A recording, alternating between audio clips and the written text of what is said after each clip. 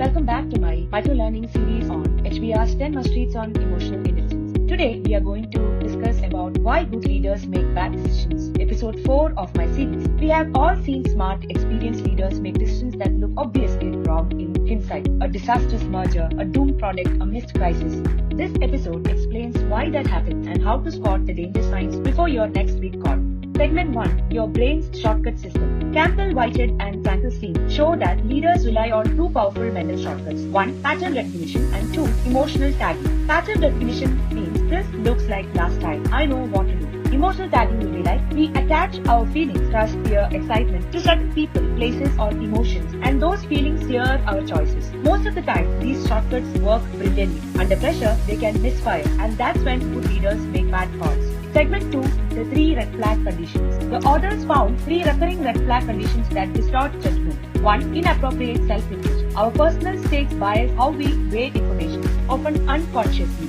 Well-intentioned professionals like doctors and auditors can't fully prevent self-interest from skewing decisions. 2. Distorting attachment. We get attached to people, products, units or strategies we have built. That attachment can make us define them long after the data says exit. 3. Misleading memories. We see a new situation through the lens of an old success or failure and wrongly assume it's the same. Strong emotional memories make us ignore critical differences. Segment 3, which is a real example of Quaker Oats, Gatorade and Snapple. William Smithberg at Quaker Oats. Quaker bought Gatorade earlier and turned it into a huge success. That deal was the company's star acquisition. Later, Chairman William Smithberg led the acquisition of Snapple, seeing strong similarity, a trendy beverage brand that Quaker could tail with its marketing and distribution money. But what went wrong? The pattern recognition. Snapple is another Gatorade was misleading. Distribution channels, brand positioning, and consumer behavior were fundamentally different, but those differences were underweight. A positive emotional tag from the Gatorade success story made Smithberg and his team overconfident. What happened as an outcome? Quaker destroyed value instead of creating it. Snapple became one of the company's worst deals. This is an HBR example of misleading memories as emotional tagging, driving a bad strategic decision. Segment 4, real example, Homeland Security and Hurricane Katrina.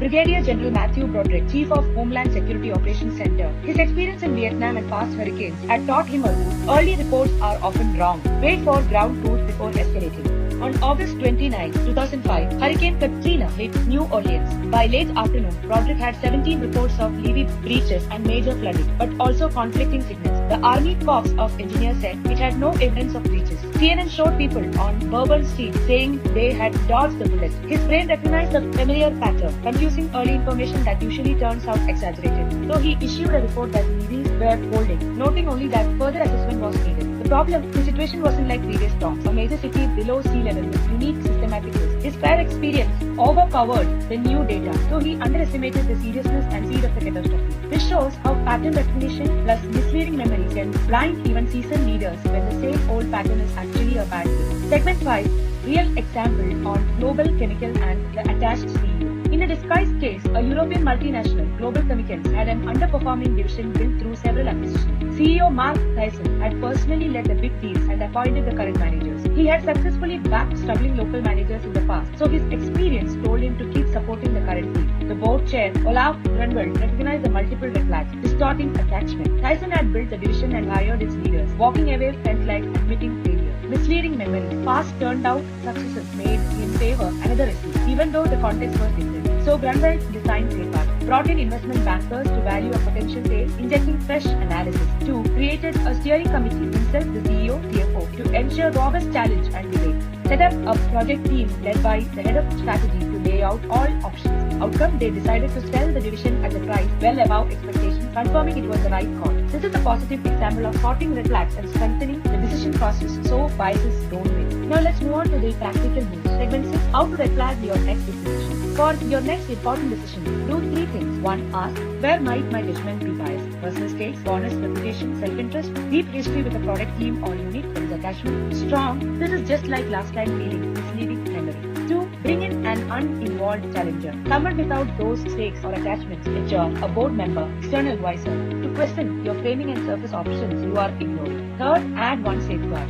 fresh analysis from a neutral expert, a small steering group with real authority to challenge, or a requirement that a higher level body ratify the decision. Before you finalize your next big call, take 60 seconds and ask which red flags, self-interest, attachment, misleading memories might be steering this decision and who can help me challenge them. That's the end of episode 4. In the next episode, we will discuss about the emotionally intelligent team, building the emotional intelligence of groups by Vanessa Ursch Duskat and Stephen B. Wolf. This is Reggie Ramkumar signing off from this micro learning. Thank you so much and stay tuned for my next episode.